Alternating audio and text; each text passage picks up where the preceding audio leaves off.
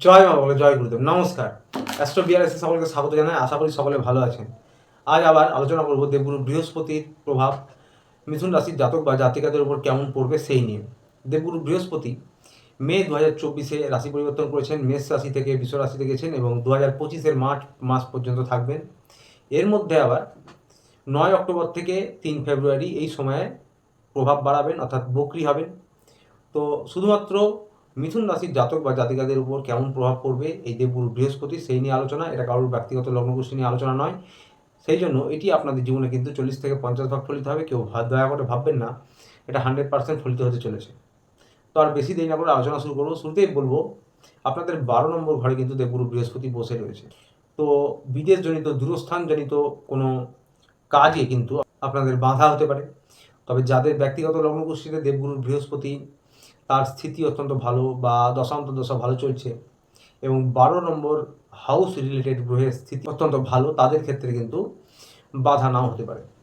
দেবগুরু বৃহস্পতির প্রথম দৃষ্টি পড়ছে আপনাদের ৪ নম্বর হাউসে এবং এই ৪ নম্বর হাউস মানেই আপনাদের পরিবারের আত্মীয় স্বজনদের, বিশেষ করে মা, আপনাদের পরিবার। এই ৪ নম্বর হাউসের যে দৃষ্টি সেই উদ্দেশ্যে বলবো যে আপনাদের কিন্তু এই সময় চলাকালীন পরিবারটা বা সংসারে পরিবারের পরিবেশ আগের থেকে ধীরে ধীরে ভালো হবে এবং বক্রি অবস্থায় ৯ অক্টোবর থেকে ৩ ফেব্রুয়ারি পর্যন্ত আপনাদের পরিবারের স্থিতি আগের থেকে ধীরে ধীরে ভালো হবে এবং বিগত দিনগুলির থেকে আপনারা পরিবার বা পরিবারের পরিবেশ সেই নিয়ে স্বাচ্ছন্দ্য বোধ করবেন। মায়ের শারীরিক টুকটাক সমস্যা হলে তার উন্নতি হবে এবং আপনাদের মায়ের সঙ্গে পরিবারের সদস্যদের সঙ্গে সম্পর্ক ভালো হবে ধীরে ধীরে। পুরনো যদি কোনো বাদ বিবাদ মনোমালিন্য থেকে থাকে তা বক্রি দশায় কিন্তু মিটে যাওয়ার সম্ভাবনা রয়েছে। বন্ধুরা, দ্বিতীয় দৃষ্টি বলবো ৬ নম্বর হাউসে পড়ছে আপনাদের। তো সুতরাং রোগ, ঋণ, শত্রু, সরকারি কোনো কাজ বা অফিসিয়ালি কোনো কাজ, কোর্ট কেস, মামলা, মোকদ্দমা এই সমস্ত কাজে কিন্তু বাধা হতে পারে। দেবগুরু বৃহস্পতির দৃষ্টিতে অমৃত থাকলেও দেবগুরু বৃহস্পতি রয়েছেন শুক্রের ঘরে এবং ৬ নম্বর ভাবটা কিন্তু মোটেও খুব একটা ভালো ভাব বলে মনে করা হয় না। তো সুতরাং রোগ, ঋণ, শত্রু, আপনাদের প্রতিযোগী, আপনাদের শত্রুরা মাথা চাড়া দিতে পারে এবং আপনাদের কিন্তু কোনো আইনি জটিলতা থাকলে তা কিন্তু দেরি হতে পারে মিটতে বা নতুন করে কোনো সমস্যা তৈরি হতে পারে। তবে আবারও বলছি, যাদের ব্যক্তিগত লগ্নগোষ্ঠীতে দেবগুরু বৃহস্পতির স্থিতি ভালো, দশা ভালো চলছে বা ৬ নম্বর রিলেটেড হাউসের বা সেই গ্রহের স্থিতি ভালো, তাদের ক্ষেত্রে বৈষম্য হতে পারে। দেবগুরু বৃহস্পতির দৃষ্টি কিন্তু ৮ নম্বর হাউসে পড়ছে। সেই আবার কিন্তু রোগ, হঠাৎ চোট আঘাত লাগা, হসপিটালাইজেশন হওয়া, গাড়ি ঘোড়া সাবধানে চালাবেন, ট্রাভেলিং সাবধানে করবেন এই সময়।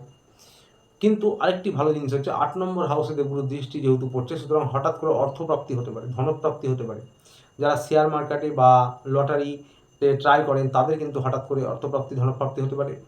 যাদের ব্যক্তিগত লগ্নগোষ্ঠীতে কিন্তু এই সমস্ত যোগ বা নেই বা হয়তো দেবগুরু বৃহস্পতির স্থিতি খারাপ, দশা খারাপ চলছে, তাদের ক্ষেত্রে কিন্তু আবার ছোটোখাটো লস হতে পারে, ভুল সিদ্ধান্ত নেওয়া হতে পারে এবং আপনাদের কিন্তু এই সময় চলাকালীন জ্ঞানের একটু অভাব হতে পারে বা ভুলভাল সিদ্ধান্ত নেওয়া হতে পারে কখনো কখনো। তাই ভেবে চিন্তে ডিসিশন নেবেন, যা করবেন ভাবনা চিন্তা করে করবেন। তো শুধুমাত্র আজকে দেবগুরু বৃহস্পতি আপনাদের কোন কোন হাউসে প্রভাব দেবে একদম ২০২৪ থেকে ২০২৫ এই সময়কালীনের মধ্যে সেই নিয়ে আলোচনা ছিল। শারীরিক সমস্যা নিয়ে বলবো যে যারা ১২ মাস কোনো পুরনো সমস্যায় ভোগেন, হাঁটাহাঁটি যোগব্যায়াম করতে পারেন, ডাক্তারের পরামর্শ মেনে চলুন এবং সকলের জন্য বলবো যে আপনাদের ওজন বাড়তে পারে, চর্বি বৃদ্ধি, মেদ বৃদ্ধি হতে পারে, পেটের যে কোনো সমস্যা, বদহজম, লিভার, স্টমাক, কিডনি জাতীয় এই সমস্ত সমস্যা হতে পারে। তো এগুলো কিন্তু খেয়াল রাখতে হবে। কোমরের নিচের অংশে ব্যথা, চোটাঘাত লাগা, পায়ে চোটাঘাত লাগা, মাথা যন্ত্রণা করা, রক্তজনিত high blood pressure, low blood pressure সমস্যা হতে পারে, স্কিনের ইনফেকশান হতে পারে বা অ্যালার্জি হতে পারে, এই সমস্যাগুলি হতে পারে।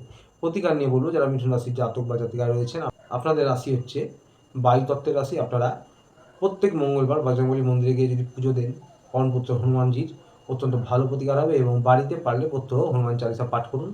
বাড়ির ছাদে বা উঠোনে পাখিদের কিছু খাবার খাওয়াতে পারেন বা রাস্তায় গলিতে কুকুরদের কিছু খাবার খাওয়াতে পারেন, প্রত্যহ অত্যন্ত ভালো প্রতিকার হবে। এটা সারা জীবন করতে পারেন।